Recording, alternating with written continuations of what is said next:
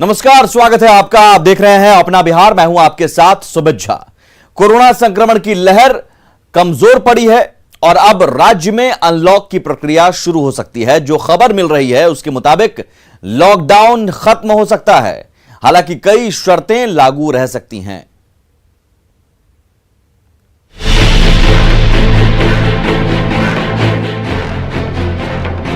बिहार में 8 जून के बाद कुछ शर्तों के साथ लॉकडाउन खत्म हो सकता है। सूत्रों के हवाले से यह खबर मिल रही है। इस पर फैसला क्राइसिस मैनेजमेंट ग्रुप को लेना है, जिसकी बैठक 7 जून को होनी है। बैठक में अनलॉक को लेकर फैसला होगा। हालांकि कई तरह की शर्तें लागू रह सकती हैं। सभी डीएम को अधिकार दिया जाएगा जो अपने स्तर से इलाके में धारा 144 लगाएंगे। शादी ब्याह में पूरी तरह से छूट नहीं दी जा सकती है और अनलॉक के बाद भी गाइडलाइंस का पालन करना होगा। और डीएम को अधिकार रहेगा कि वो अपने स्तर से अगर परिस्थितियां खराब होती है तो अपने स्तर से वो कार्रवाई कर सकते हैं। धारा 144 लागू रह सकता है। इसके अलावा नाइट कर्फ्यू होने की संभावना है। तो कुछ एहतियातन कदम के साथ साथ 8 तारीख के बाद बिहार में लॉकडाउन खत्म हो सकता है, ये जानकारी आ रही है। लेकिन लोगों को काफी सचेत रहना होगा क्योंकि लॉकडाउन खत्म होने के बाद लापरवाही आ सकती है। और कोरोना की दूसरी लहर बड़ी भारी थी। लॉकडाउन लगाने के बाद संक्रमण दर में काफी कमी आई और रिकवरी रेट में भी सुधार हुआ। हालांकि कई जगहों पर लोगों की लापरवाही भी दिखी। माना जा रहा है कि लॉकडाउन की वजह से ही संक्रमण दर पर काबू पाने में सफलता मिली और लोगों का भी मानना है कि अभी कुछ दिन और लॉकडाउन रहना चाहिए। अच्छा, 8 तारीख के बाद लॉकडाउन खत्म हो सकता है, तो ये खबर आप लोग के लिए राहत की बात है कि चिंता की बात है? चिंता की बात है। लगभग रहता तो ठीक ही रहता है। लॉकडाउन और रहना चाहिए था। यस, लॉकडाउन रहना चाहिए, खत्म होना चाहिए। एक आध सप्ताह के लिए और बढ़ाना चाहिए, क्या कि थोड़ा कम ही रहे। लॉकडाउन रह रहा था। अच्छा, लॉकडाउन से फायदा हो रहा है ना? फायदा हो रहा है, बहुत सुधार हुआ है लॉकडाउन से। अभी रहना चाहिए। अभी एक आध सप्ताह रहे तो बढ़िया है। जाहिर सी बात है, कई लोग की समस्या को देखते हुए, लोगों के व्यापार पे असर न पड़े, इसको लेते हुए बिहार सरकार ने अपने तरफ से फैसला करने की तैयारी कर रखी है। और खबर है कि 8 तारीख के बाद लॉकडाउन खत्म हो सकता है, लेकिन कुछ शर्तों के साथ। तो शर्त यही हो सकती है कि कुछ कड़ाई किया जा सकता है। लोगों को मास्क पहनकर निकलने की इजाजत दी जाएगी। रात्रि कालीन जो कर्फ्यू रहता है शायद वो कर्फ्यू रहे, जो सूत्रों के हवाले से जानकारी मिले। लेकिन फिलहाल इतना तो तय है कि लोग अभी यही चाहते हैं कि लॉकडाउन रहे, उसमें कुछ ढील भले ही मिले लेकिन लॉकडाउन रहे, ताकि जो कोरोना संक्रमण का जो आंकड़ा है जो लगातार गिरता जा रहा है वो और कमी आ जाए। कैमरामैन दीपक के साथ Anand Amritraj, news 18 network, football. Bihar में पुलिस टीम पर हमला थम नहीं रहा है। दरभंगा में टावर चौक पर लोगों ने पुलिस को खदेड़ दिया। वहीं बांका में भी ग्रामीणों ने पुलिस टीम पर हमला किया है।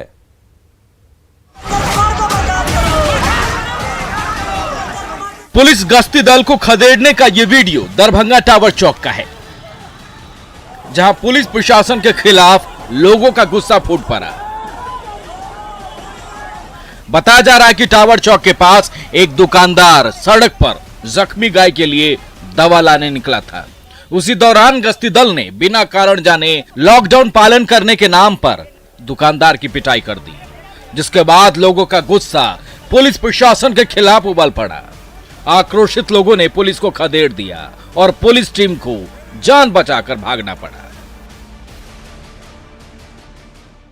हम दुकान खोल करके घर बाजार के लिए निकले।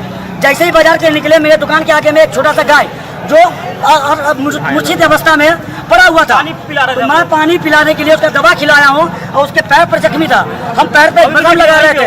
अभी वीडियो देख लीजिए आप। पूरे गाय को दवा भी लाए हैं, मेरे पास दवाई भी है गाय का, पूरा मलहम कर रहे थे। उसी में उपेंद्र कुमार जो है जो है वो आए हैं। हम लोग तो बोले दुकान बनाने के लिए, हम बोले सर घर दुकनिया है। उन्होंने बोला तो मैंने शटर को डाउन कर दिया। फिर उधर से घूम करके आए हैं और मोटा लाठी ले करके दुर्गेश मोबाइल के ओनर को पहले 2 लाठी मार दिए हैं। फिर मेरा छोटा भाई था, मेरा छोटी बेटी थी वहाँ पे, उनको भी मारा है। और जब हम बोलने के तरह गलत किए हैं तो हमको भी एक हाथ मार दिए हैं। क्या यही प्रशासन का गुंडा कर दिया? आक्रोशित लोगों ने पुलिस प्रशासन के खिलाफ जमकर नारेबाजी की। साथ ही थानाध्यक्ष उपेंद्र कुमार के खिलाफ कार्रवाई की भी मांग की है। प्रशासन को जो आदमी घर दुकनिया को उनको यहाँ से तबादला किया जाए, उनको बर्खास्त किया जाए। बांका के अमरपुर में भी जमीन विवाद को सुलझाने गई पुलिस टीम पर ग्रामीणों ने हमला कर दिया।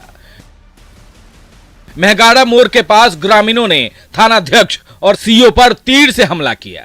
साथ ही पुलिस की गाड़ी को भी नहर में गिरा दिया।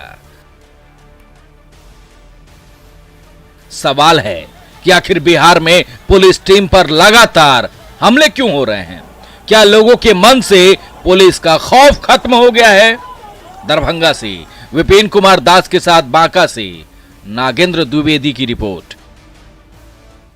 और कैमूर से बड़ी खबर है, दुर्गावती में कार पर ट्रक पलट गया और इस हादसे में, दर्दनाक हादसे में कार में सवार 3 लोगों की मौत हो गई और एक व्यक्ति गंभीर रूप से घायल हो गया है। काफी मशक्कत के बाद बाहर निकाला गया घायलों को और शवों को। 3 लोगों की मौत हुई है और ये देखिए, क्रेन मंगवाकर, हादसे के बाद क्रेन मंगवाकर शव को बाहर निकाला गया।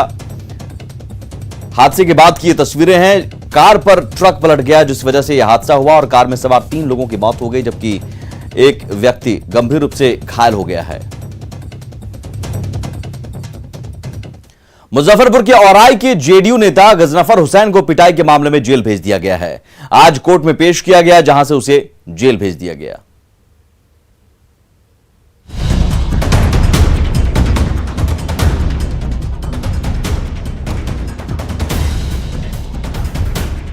जेडीयू नेता गजनफर हुसैन आखिरकार सलाखों के पीछे पहुंच गए हैं।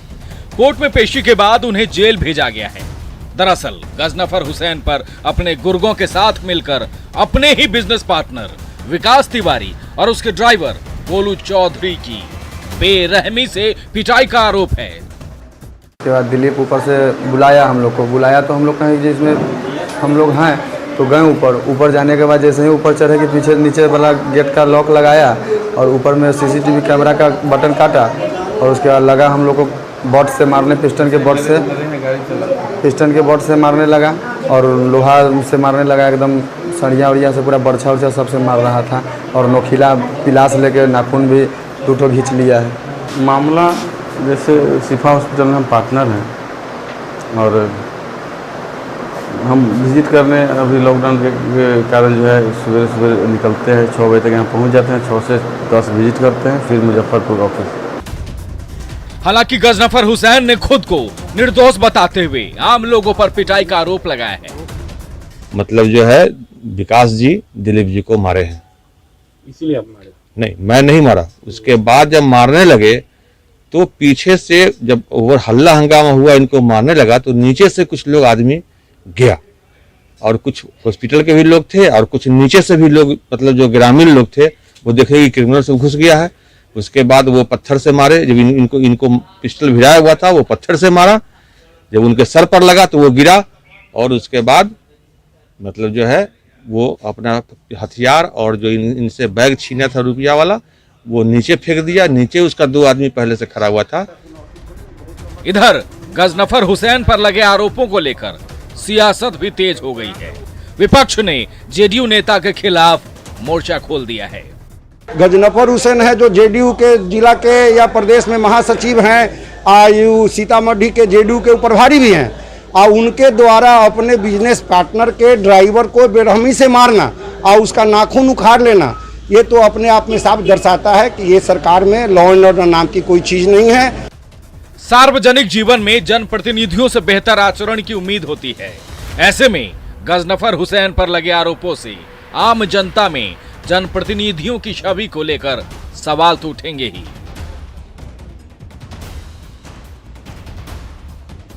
न्यूज 18 के लिए मुजफ्फरपुर से सुधीर कुमार की रिपोर्ट। बिहार में अल्पसंख्यकों द्वारा दलित उत्पीड़न के मामलों में इजाफा हुआ है, यह कहना है बीजेपी के प्रदेश अध्यक्ष डॉक्टर संजय जायसवाल का। सोशल मीडिया पर एक पोस्ट में उन्होंने लिखा है कि बिहार में दलितों के विरुद्ध अल्पसंख्यकों की तरफ से जो कुछ किया जा रहा है वो बेहद चिंताजनक है।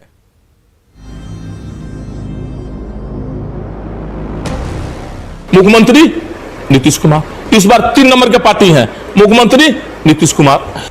पहले टुन्ना पांडे विवाद, फिर नीति आयोग की रिपोर्ट और स्पेशल स्टेटस के मुद्दे पर नई बहस के बाद अब प्रदेश बीजेपी अध्यक्ष संजय जायसवाल के फेसबुक पोस्ट पर नया सियासी फसाद शुरू हो गया है। संजय जायसवाल ने हाल के दिनों में अल्पसंख्यकों द्वारा दलित उत्पीड़न के बढ़े मामलों पर चिंता जताते हुए पुलिस के रवैये पर सवाल उठाए हैं, जिसके बाद जायसवाल के समर्थन में दूसरे बीजेपी नेता भी आ गए हैं।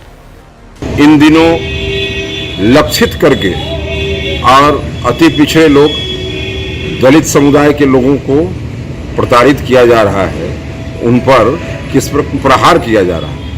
निश्चित रूप से यह संज्ञान में आने वाली बात है और जो उन पर आक्रमण कर रहे हैं, जो उन पर अटैक कर रहे हैं, उन पर अगर उचित कार्रवाई नहीं होगी तो उनका मनोबल बढ़ेगा और ये दहशत में रहेंगे। जायसवाल ने रामगढ़वा के धनगढ़वा में अल्पसंख्यक समाज के कुछ लोगों द्वारा दलितों का रास्ता रोके जाने का जिक्र किया है। हालांकि उनकी पहल के बाद ये विवाद सुलझा लिया गया, लेकिन उन्होंने ढाका में नोनिया सहनी और पासवान समाज के लोगों पर जुर्म से लेकर किशनगंज और पूर्णिया के बायसी में दलितों पर अत्याचार का मुद्दा भी उठाया है। इसमें जेडीयू को सबसे ज्यादा चुभने वाली बात यह रही कि जायसवाल ने हाल के दिनों में ऐसी घटनाएं बढ़ने का दावा करते हुए पुलिस प्रशासन पर निर्दोषों को ही दबाने का आरोप लगा दिया, जिस पर बौखलाए जेडीयू नेताओं ने जायसवाल पर ही माहौल खराब करने का आरोप मढ़ दिया है। उन्होंने ढाका पूर्णिया के कई वाकयात का मिसाल देकर के अल्पसंख्यक और दलितों को लड़ाने की बात कर रहे हैं। इस तरह की मानसिकता बिहार में चलने वाली नहीं है। किसी क्रिमिनल की कोई जाति नहीं होती है, कोई धर्म, कोई मजहब नहीं होता है। जब वह क्राइम करता है तो सरकार और प्रशासन उस पर कड़ी कार्रवाई करती है। कहीं भी कोई भी घटना घट रही है, प्रशासन की पैनी नजर है उस पर। विधि व्यवस्था को लेकर जायसवाल ने जहां पुलिस प्रशासन को सवालों के कटघरे में ला खड़ा किया है, तो सियासत का मौका तलाश रहे आरजेडी बिना देर किए सरकार को घेरने में जुटा है। अब जेडीयू वाले क्या करेंगे? अब तो एक एमएलसी को निलंबित किया। जब वो टुन्ना जी पांडे ने सवाल खड़े किए थे मुख्यमंत्री पर, तो जेडीयू कह रही थी कि अंगुली काट लेंगे।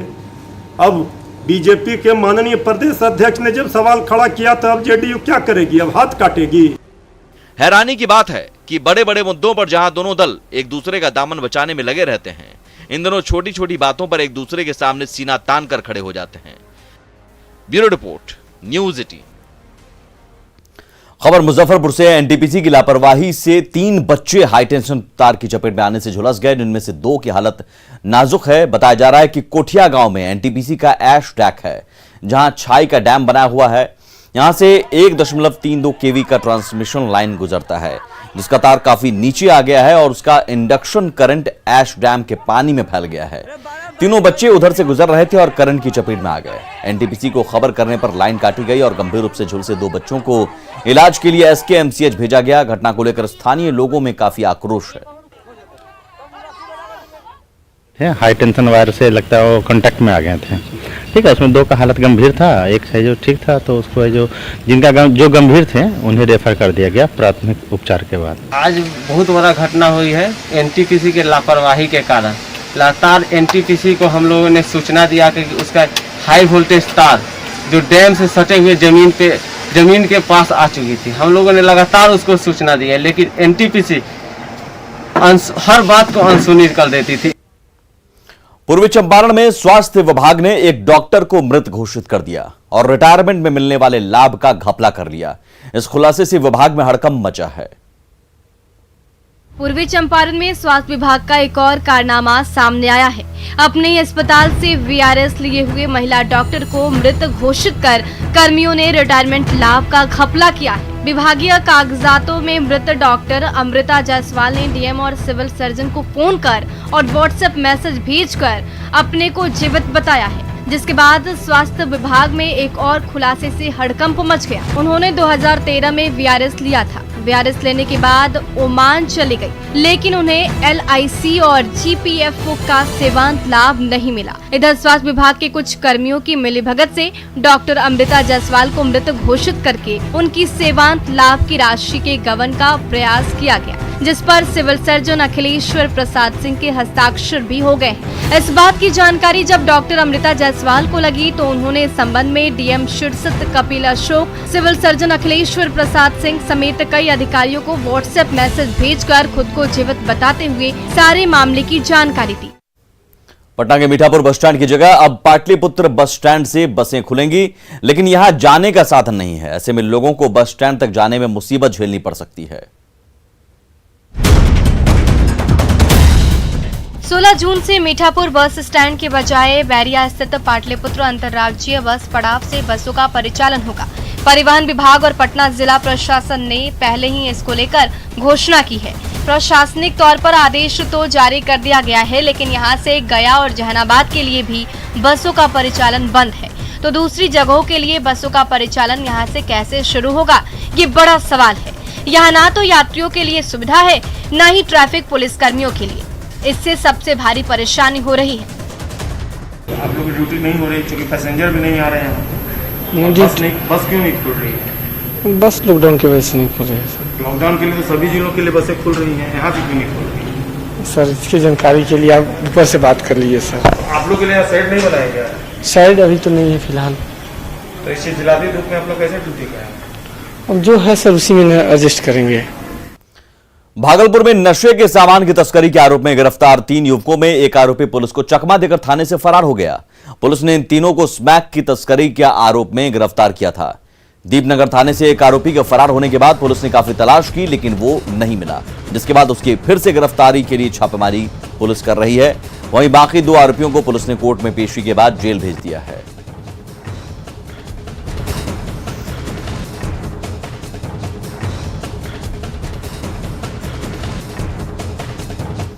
और बड़ी खबर सिवान से, जहां नगर थाना क्षेत्र में नया किला मोड़ के पास अचानक गोलियों की तड़तड़ाहट से पूरा इलाका दहशत में आ गया। एक गली में कुछ असामाजिक तत्व घुसकर ताबड़तोड़ फायरिंग करते हुए फरार हो गए।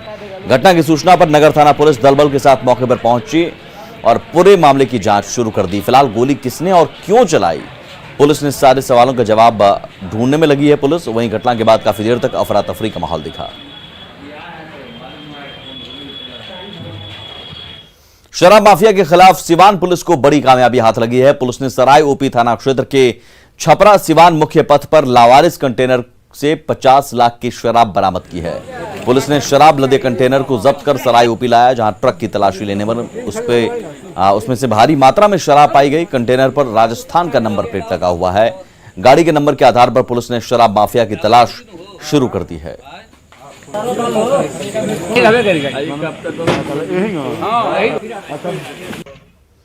शराबबंदी वाले बिहार में शराब तस्कर नई नई तरकीब लगाकर शराब की खेप ला रहे हैं। छपरा में ऐसी ही शराब तस्करी का खुलासा हुआ है। यहां यूपी से हरी सब्जियों की बोरियों में शराब की खेप छिपाकर लाई जा रही थी। मांझी थाना पुलिस ने बलिया मोड़ के पास वाहन चेकिंग के दौरान शराब तस्करों की साजिश का भंडाफोड़ किया। मौके से एक शराब तस्कर को पुलिस ने गिरफ्तार कर लिया।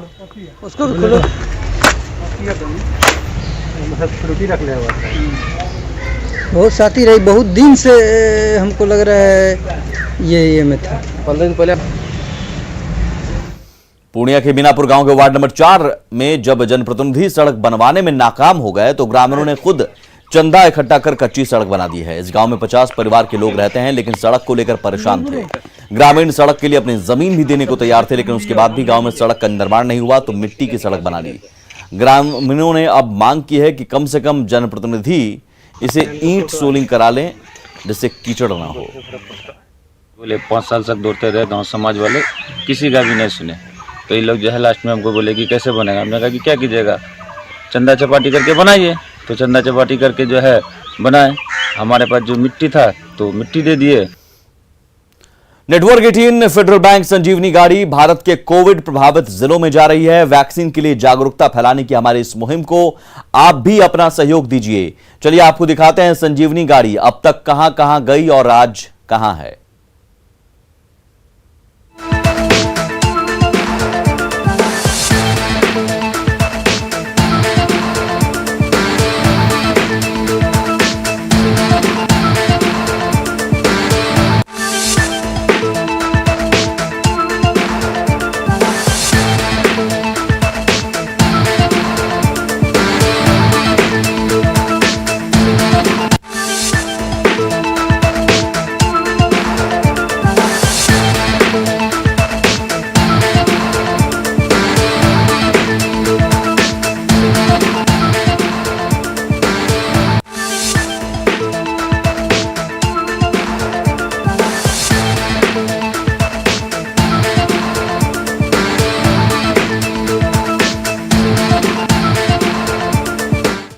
और इसी के साथ अपना बिहार में इतना ही। आगे देखिए जोहार झारखंड। नमस्कार।